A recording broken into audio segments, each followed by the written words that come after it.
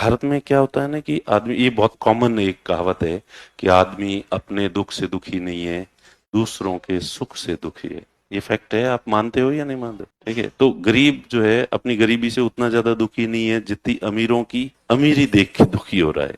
और ऐसे में ऐसी कोई सरकार ऐसा कोई स्टेप उठाए कि जिससे किसी अमीर के खिलाफ कोई एक्शन लिया जाए और अमीर को कष्ट पहुंचाया जाए, अमीर की संपत्ति को छीना जाए, तो गरीब को बहुत शांति और सुकून मिलता है। उसे इतनी खुशी मिलती, इतनी खुशी मिलती है। इसका एग्जाम्पल भी कि मोदी जी 2014 में जितने लोकप्रिय नहीं थे, उससे ज्यादा लोकप्रिय हुए जब मोदी जी ने नोटबंदी की। नोटबंदी करते ही पब्लिक में जो खुशी की लहर थी, और ऐसे ऐसे गाने कब बनाए थे हमारे उधर, तो लहर चला दी रे, नोटबंदी कर दी रे, वो गाने सुने तुम लोगों ने? तो पब्लिक बहुत खुश थी। पब्लिक को ऐसा लगा था, पब्लिक को नोटबंदी का वास्तविक अर्थ समझ में नहीं आया था कि भाई नोटबंदी का मतलब एग्जैक्ट क्या है। नोटबंदी का शुरुआत में पब्लिक को इतना ही समझ में आया था कि अब से जितने ही लोगों के पास 500 और 1000 के जितने भी नोट हैं, वो भले घर में हैं, भले बैंक में हैं, भले कहीं पे भी है, वो सारे गए। यानी कि अमीरों की सारी प्रॉपर्टी